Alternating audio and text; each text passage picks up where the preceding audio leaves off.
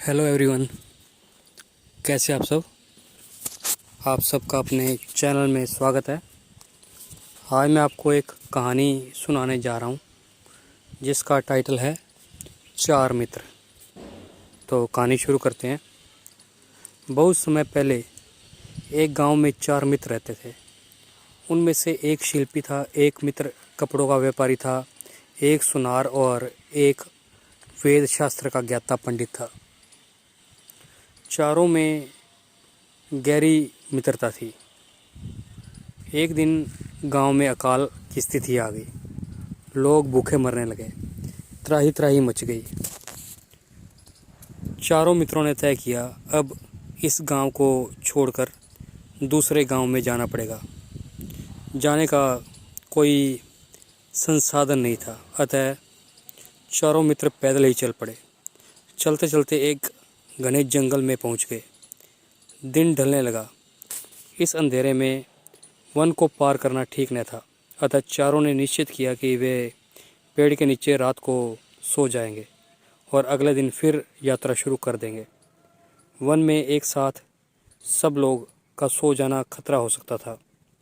ऐसा सोचकर तय हुआ कि बारी बारी से एक रखवाली का काम करेगा। सबसे पहले शिल्पी ने रखवाली का बीड़ा उठाया।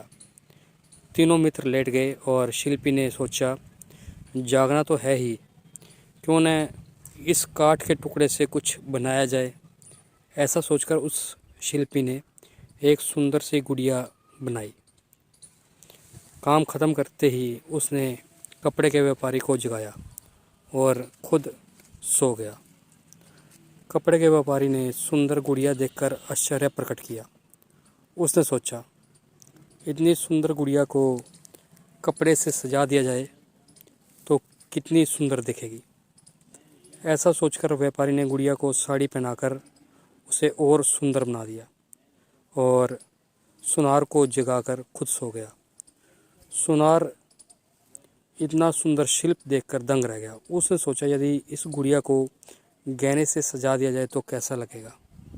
ऐसा सोच सोने की चूड़ियाँ, नथनी, माला आदि पहनाकर उसके सौंदर्य का आनंद लेने लगा और फिर इसे दुल्हन का रूप क्यों न दे दिया जाए। ऐसा सोच मांग में सिंदूर भी भर दिया। अब उसका सोने का समय आ गया। वह देवशास्त्र के ज्ञाता पंडित को जगाकर खुद सो गया।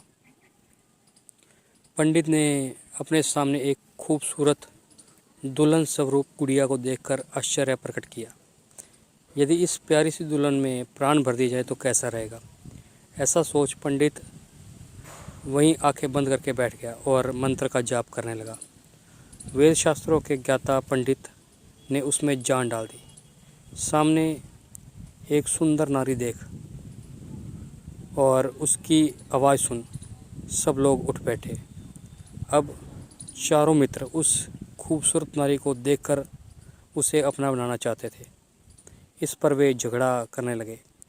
खींचातानी को देखकर वह सुंदर नारी चिल्लाकर कहती है, बंद करो इस प्रकार के झगड़े को, क्यों लड़ रहे हो। थोड़ा रुककर वह फिर बोली, सब आंखें बंद कर लें, सामने देवी प्रकट होगी, वह न्याय संगत इस समस्या को सुलझा देगी। बंद कर लीजिए अपनी अपनी आंखें। और चारों मित्रों ने अपनी आंखें बंद कर ली। तब उसने देखा एक देवी सबके सामने खड़ी है। देवी ने उन चारों की समस्या को जाना। देखो शिल्पी, तुमने इस गुड़िया का निर्माण किया, अर्थात जन्म देने वाले पिता के समान होते हैं, है ना। हाँ, शिल्पी ने हामी भरी। तब इसके साथ तुम शादी कैसे कर सकते हो, देवी ने पूछा। और कपड़े का व्यापारी, तुमने इसके तन को ढककर इसकी लाज को बचाया है, इसका मतलब तुम इसके भाई बन गए, है ना, देवी ने उससे पूछा। तो व्यापारी ने हामी भर दी। और बीच में पंडित वेद शास्त्र के ज्ञाता टपक पड़े और गर्व से कहने लगे, हाँ देवी, मैंने ही इसको जीवन दान दिया है। जीवित करके उसे बड़े गर्व के साथ कहने लगा देवी से। तो देवी ने कहा, तब तुम इसके गुरु समान हो, तुम कैसे इससे शादी कर सकते हो। पंडित ने भी हामी में सिर हिला दिया। अब अंत में सुनार को देखकर देवी बोली, तुमने इस सुंदर स्त्री को आभूषण से न केवल सजाया अपितु इसकी मांग में सिंदूर भरकर उसे वर भी लिया है, इसलिए इससे शादी करने का तुम्हारा ही अधिकार है। ऐसा कहकर देवी अंतर्ध्यान हो गई। अब चारों मित्र मिलकर सुनार के साथ उस सुंदर नारी का विवाह कर देते हैं और फिर से अपनी मित्रता को आजीवन निभाते हैं। तो आपको ये कहानी कैसी लगी? अगर पसंद आई है तो वीडियो को लाइक कीजिए, शेयर कीजिए और चैनल को सब्सक्राइब कीजिए। बेल वाला बटन ज़रूर दबा दें ताकि हम ऐसी कोई और कहानी डालें तो उसकी नोटिफिकेशन आपको मिल जाए। Thank you.